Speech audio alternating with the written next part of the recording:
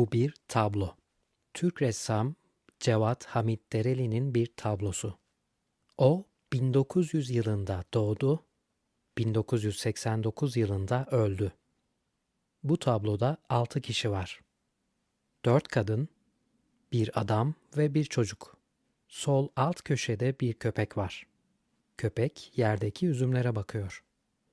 Bu adamın elinde bir kuş var. Burada da kuşlar var. Köpek adamın köpeği.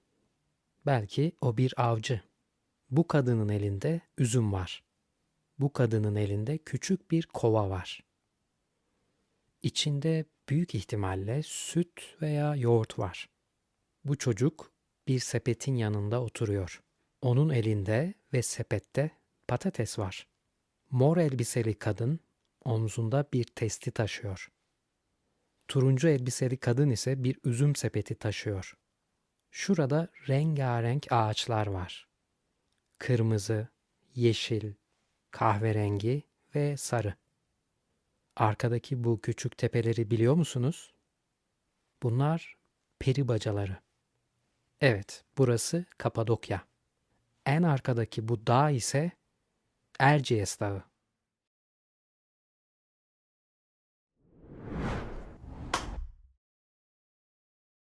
Bu Türk ressam Cevat Hamit Dereli'nin bir tablosu.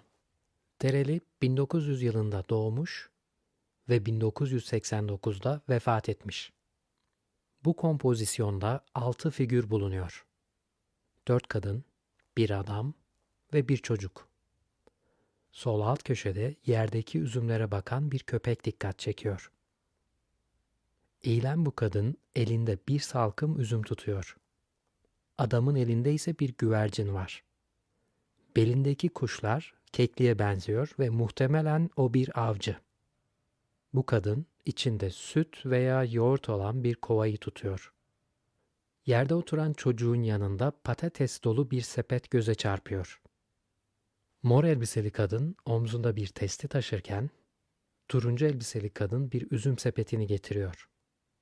Arka planda ise sonbaharın renkleriyle bezenmiş rengarenk ağaçlar sıralanmış. Hemen bu ağaçların ardında yükselen küçük tepeler, Kapadokya'nın meşhur peri bacaları.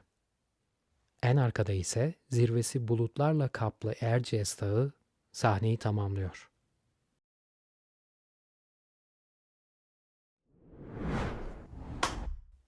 ...1900 ile 1989 yılları arasında yaşayan Türk ressam Cevat Hamit Dereli'nin bu tablosu, Anadolu'nun doğal ve kültürel zenginliklerini sergileyen bir kompozisyon. Tablonun sol alt köşesinde yerdeki üzümlere dikkatle bakan bir köpek bulunuyor. Köpeğin yanı başında elinde güvercin tutan adam büyük ihtimalle bir avcı. Belindekiler ise muhtemelen avladığı keklikler. Yere doğru eğilmiş olan kadın elinde bir salkım üzüm tutarken yanındaki kadının elinde içinde süt veya yoğurt bulunan bir bakraç var.